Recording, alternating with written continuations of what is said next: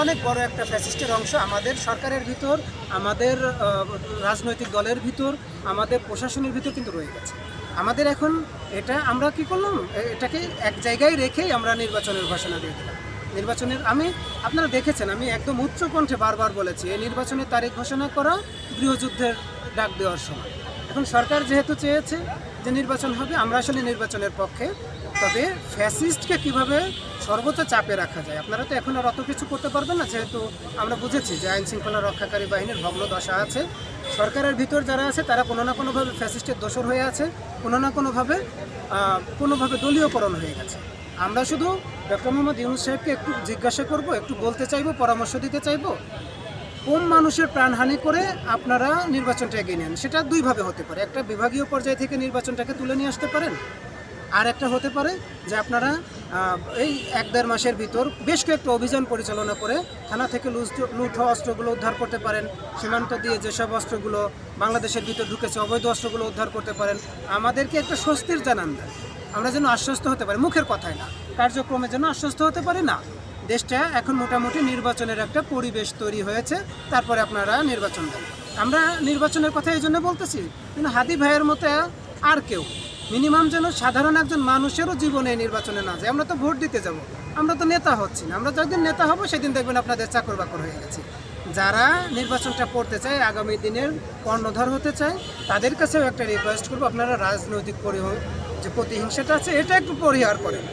আপনাদের যারা রাজনৈতিক প্রতিহিংসা পুষে রাখতেছেন, অলরেডি আপনাদের পা দুটো হাঁটু পর্যন্ত চোরাবালিতে আটকে গেছে, আপনারা বুঝতেছেন না। নির্বাচন আস্তে আস্তে এমন হয়ে যাবে যে আপনাদের কোমর পর্যন্ত আটকে গেছে। আপনারা একটু শিক্ষা নেন, আপনারা এরশাদের কাছ থেকে একটু শিক্ষা নেন, আপনারা শেখ হাসিনার এত বড় ক্ষমতাধর ব্যক্তিদের কাছ থেকে একটু শিক্ষা নেন। শিক্ষা নিতে তো দোষের কিছু নাই, এদের কাছ থেকে শিক্ষা নিয়ে আগামীর বাংলাদেশটা চালান। আপনারাই তো চালাবেন, আপনারা যারা রাজনীতি করেন আপনারাই তো চালাবেন। আমরা শুধু এই কথাটা বলতেছি, সাধারণ মানুষের জানমালের আর ক্ষতি করেন না, সাধারণ মানুষকে আর মারেন না। আপনাদের এই দুনিয়ায় বিচার হচ্ছে না, হাদি ভাইয়ের বিচার হয়তো এই দুনিয়ায় হবে না, তাই বলে কি আমরা পরকালেও ছেড়ে দিব আপনাদেরকে? সেটা আপনারা মনে করছেন? হাদি ভাইয়ের সন্তান আর কিছুদিন পরে বড় হয়ে আমাদেরকে প্রশ্ন করবে না? হাদি ভাইয়ের যে চাওয়াটা ছিল আমি মারা গেলেও যেন আমার বিচারটা যেন সম্পন্ন করা হয়, খুনিদেরকে যেন আইনের আওতায় আনা হয়, এই প্রশ্নটা আমাদের বিবেকে কি সারা জীবন নাড়া দেবে না? আপনাদেরকে আবারও সাবধান হতে বলি, যারাই রাজনীতি করতেছেন প্রতিহিংসার রাজনীতিটা বাদ দেন। রাম বাম ডান শাহবাগী গাঁজাখোর সবাই আমরা বাংলাদেশের নাগরিক। আমরা আপনাদের সাথে বসতে চাই, আপনাদের সাথে আপনাদের কথা শুনতে চাই, শুধু উস্কানিটা দেখতে চাই না। কারণ আপনারা বারবার উস্কানি দিবেন, ওই উস্কানিতে কেউ কেউ পা দিবে, আপনারা বলবেন মৌলবাদী নিশ্চিহ্ন করে দেব, ওই মৌলবাদীর কেউ কেউ গিয়ে আপনাকে নিশ্চিহ্ন করে দিবে। আমরা নির্বাচনের আগে পরে এরকম কোনো উস্কানি আর দেখতে চাই না। হাদি ভাইকে যেভাবে গুলি করে মারাটা অন্যায় হয়েছিল, ঠিক সেভাবেই প্রথম আলো, ডেইলি স্টার, ওই উদীচির যে প্রতিষ্ঠানগুলো ধ্বংস হয়েছিল সেটাও অন্যায় হয়েছিল।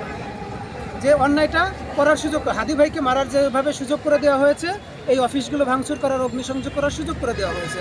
কেন 500 লোক আগে যেতে পারলো, 500 পুলিশ সেনাবাহিনী আগে যেতে পারলো না? এই অফিসগুলোকে রক্ষা করা যেত। 32টা ইট দাঁড়ায় নাই, যেটা দিয়ে বাথরুমও বানানো যায় না, সেই 32কে আপনারা রক্ষা করতে গিয়ে কি করলেন? শত শত ছাত্রের গায়ে আপনারা সাউন্ড গ্রেনেড মেরে দিলেন, গুলি করে দিলেন 32কে রক্ষা করতে গিয়ে। আমরা দেখেছি 32-এর একটা ইটও কেউ ছুঁতে পারে নাই সেই সময়, যখন শেখ হাসিনার ফাঁসির আদেশ হলো। আপনারা প্রথম আলো ঠেকাইতে পারতেন না? 1000 পুলিশ, 1000 সেনাবাহিনী আপনাদের কাছে ছিল না? আপনারা এগুলো কেন করলেন? যেন হাদি ভাইয়ের এই মৃত্যুটাকে, হাদি ভাইয়ের এই শহীদি মৃত্যুটাকে কোনো না কোনোভাবে বিতর্কিত করতে। আমরা এগুলো বুঝে এই বাংলাদেশেই তো মানুষ হয়েছে, আমরা তো দেশ ছেড়ে চলে যাই নাই, আমরা এগুলো বুঝি। সরকারকে সাবধান করি, আপনারা আগামী দিনগুলোর জন্য একটু সাবধান হয়ে যান। আমি আমলিগকে মানুষে মনে করি না, এদেরকে বিষধর সাপ মনে করি।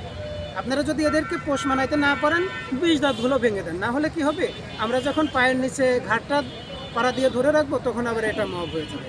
আমরা যেরকম মরতে চাচ্ছি না আপনাদের হাতে, আমরাও আপনাদেরকে 2-4টা চর থাপ্পড় দিয়ে বদনাম করতে চাচ্ছি না। একদম ঘাড়ের উপর পাড়া দিয়ে ধরে রাখবো, পরে কিন্তু আর ছুটে যাওয়ার সুযোগ পাবেন না। এই বাংলাদেশ আমাদের, এই বাংলাদেশপন্থীদের, এটা পাকিস্তানপন্থীদের বাংলাদেশ না, এটা ভারতপন্থীদের বাংলাদেশ না, এটা আমাদের নতুন প্রজন্মের বাংলাদেশ, এটা হাদি ভাইয়ের স্বপ্নের ইনসাফের বাংলাদেশ। আমরা কারোর উস্কানি দেখতে চাচ্ছি না, কেউ যেন উস্কানিতে পা না দেয়, এই বিষয়টা আমরা নিশ্চিত করতে চাচ্ছি। আর অজয় রায়নার যে মন্তব্য, মেজর অজয় রায়না ভারতের সাবেক মেজর, সে বলছে হচ্ছে হাসনাতের আর কি গলায় হচ্ছে স্নাইপার শ্যুট করে হচ্ছে তাকে যেন পরবর্তীতে যেই টার্গেট হাসনাত আবদুল্লাহকে আর কি মেনশন করা হয়েছে, সেক্ষেত্রে কি বলবেন আপনি? দেখেন, আমাদের বাংলাদেশে কিছু রাজনীতিবিদ আছে, সি টাইপের রাজনীতিবিদ। এখন এখানে অনেক লোক রয়েছে, তো চোদনা টাইপের রাজনীতিবিদ। এরা কলকে টানার পরে কী কথা বলে, গাঁজা খাওয়ার পরে কী কথা বলে, নিজেরাই খুব ভালোভাবে বুঝে না। আমাদের বাংলাদেশ সেনাবাহিনীতে, আমাদের বিজিবিতে, বর্ডার গার্ডে ওই মদ খাওয়ারও লাইসেন্স নেই। তারা যে একটু নেশা করে সীমানায় যাবে, তারা যে একটু নেশা করে ডিউটি পালন করবে, সেটারও লাইসেন্স নেই। আর ওই গরুর প্রসাব খেয়ে, গরুর মুত খেয়ে কে কী বললো, এটা আসলে আমাদের কানেই ঢুকে না। আমাদের সবথেকে বড় স্লোগান হচ্ছে নারাই তাকবীর আল্লাহু আকবার, বাংলাদেশ জিন্দাবাদ। কারণ আমরা ফ্রেশ থাকি। আমাদের সেনাবাহিনী কিন্তু প্রচণ্ড দেশপ্রেমিক। আমাদের সেনাবাহিনী দেখবেন কখনোই তাদের সীমানার বাইরে গিয়ে কথা বলে না।